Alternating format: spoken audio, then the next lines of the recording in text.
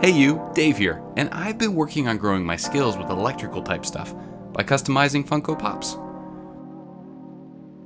As a kid, watching Han Solo be frozen in carbonite and then get turned into living room wall art was really scary.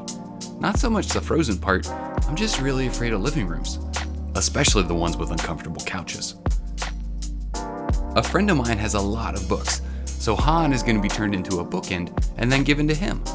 Because literacy is cool.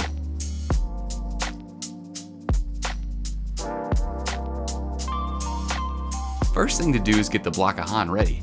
There's a surprising amount of bits on the inside to clean out to make room for the lights and wires. The pinhole drill makes perfectly sized holes for friction fits with the fiber optics that are going to go in later.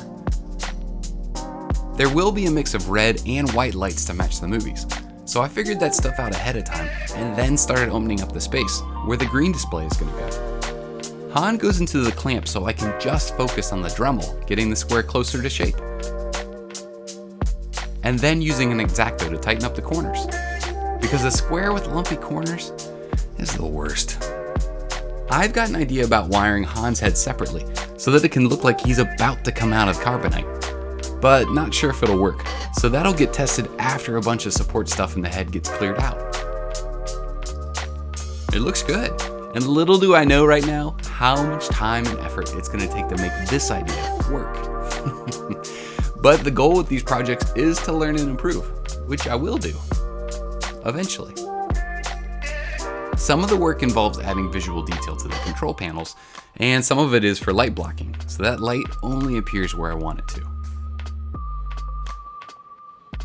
While all of that is drying, the green display upgrade gets started by taking an old plastic paper folder, adding a grid texture,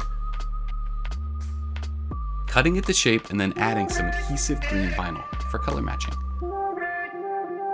The piece gets temporarily taped into place on the outside, hot glue gets put on the inside, everything cools, and then it all stays in place. The bonus feature with the hot glue is it also helps diffuse the light source. Light blocking is also going to be necessary here, so more electrical tape gets placed. With some future project, I'll experiment with using thick paint instead, but until then, tape and tweezers get it done. All the white and red lights are going to come from 2 LEDs. More electrical tape for light blocking, and then it's time to start wiring. You might not be able to tell, but I've noticed that soldering has gotten quicker and easier for me since starting these projects. Still have plenty of room for improvement, but continual practice has helped out a lot. There's some gaps where the head and block meet, so I'm going to try some of this air drying foam to see if it works. Built what is kind of like a tiny lampshade to hold Han's headlights in place. And then installed all the fiber optics. I don't know why this wasn't obvious to me before, but using hot glue to hold fiber optics in place is not a good idea. Turns out, hot glue easily melts really thin plastic. Who knew? Thankfully, the glue wasn't scorching hot yet, so while the fiber optics were deformed, it didn't stop them from working. Regardless, I won't be doing that again. All of them were cut flush with the paneling, and then a new back for Han got attached.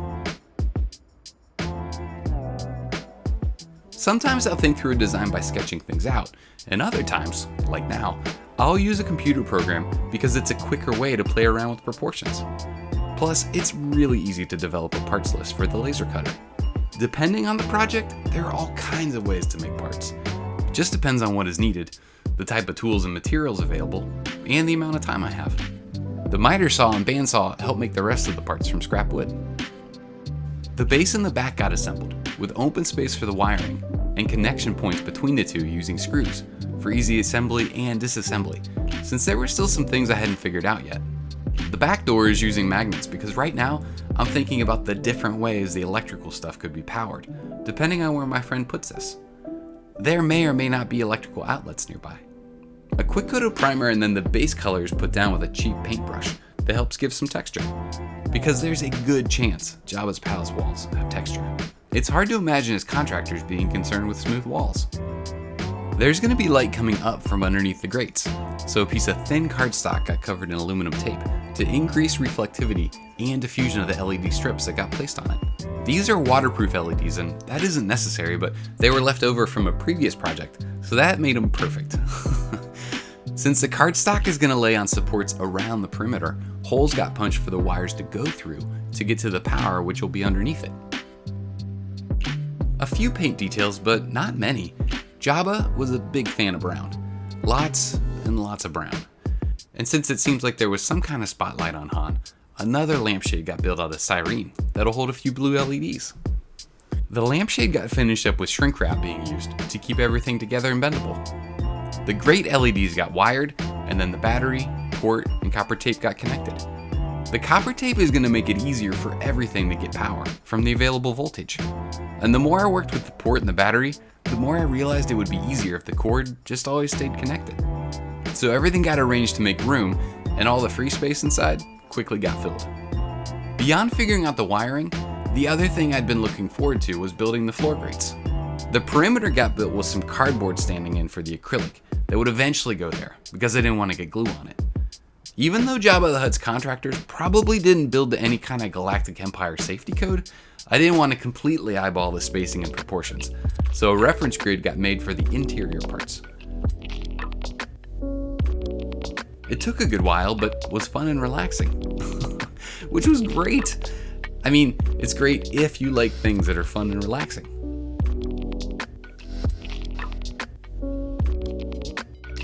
Han got installed, and then the placement of the spotlight was figured out.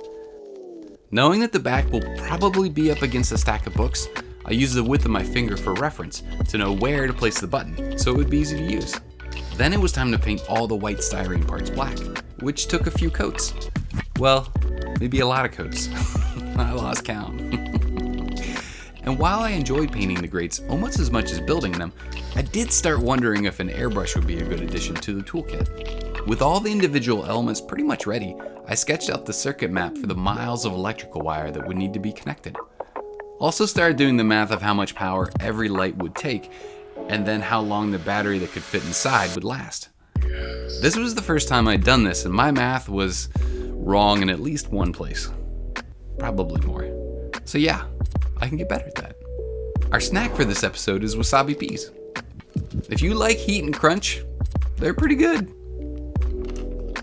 Whoa, that's so hot. Connecting all the wiring was going pretty well and according to the plan I sketched out, which is exactly when I should have known a learning opportunity was going to present itself. Well, multiple learning opportunities. The first was hot gluing the wires in place was really nice because it made things easier to manage. But in a little while, I was going to be digging them out to get access again. Because the other thing I didn't know yet was that some of the LEDs were from a different manufacturer and had different voltage tolerances, so they needed a resistor in the circuit. Otherwise, they'd burn out. But I didn't know that the first time I opened up Han's head, replaced the LEDs, and tested everything. Still works. Still works. Still works. Still works. I'm saying still works a lot. Partly because I wanted it to keep working. And partly so if something went sideways, I would know when, and that could help me identify the problem. But mostly because I wanted it to keep working. What? Okay. Oh, I'm gonna take a break. Becoming really frustrated is the perfect time to take a break. Get some fresh air and give the back of my brain some time to come up with ideas on how to move forward. Eventually thought that a resistor could make everything better. And it did. The spotlight got installed and then the floor LEDs got put in place. This tight space is why I made the base out of some flexible cardstock. And unlike the electrical work, thinking through the order of how something gets put together is something I have been doing for a while. Now that doesn't mean I do it perfectly all the time, but experience does add up. It's also why I don't get too frustrated for too long with myself with the electrical challenges. It's a skill I'm trying to grow, so the chances I'll not do things well at first is just a part of the learning curve. It's also why with projects that have a lot of unknowns, I try to avoid a tight deadline if possible. Too many unknowns and not enough time is not a good combination. All the last bits got put into their final places. Because of the amount of time previously spent unsticking wire from hot glue, I didn't do that again. I just covered the back channels with blue tape before covering the whole back with felt. So if I had to get back in, it'll be easier. The felt is going to protect any books leaning up against the bookstand, and the bumpers on the bottom will protect the shelving.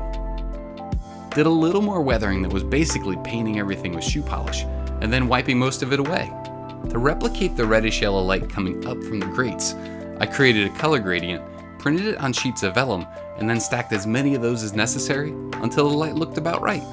Last things to do were install the grates, push the main light button, and now it's fog machine time. And this is Bookend Carbonite Han Solo. Definitely learned some things along the way, and I like how it turned out. Thanks for watching, and subscribe if you want to know when the next project gets posted. Regardless, grow the unique skills that you've been given, and make for others.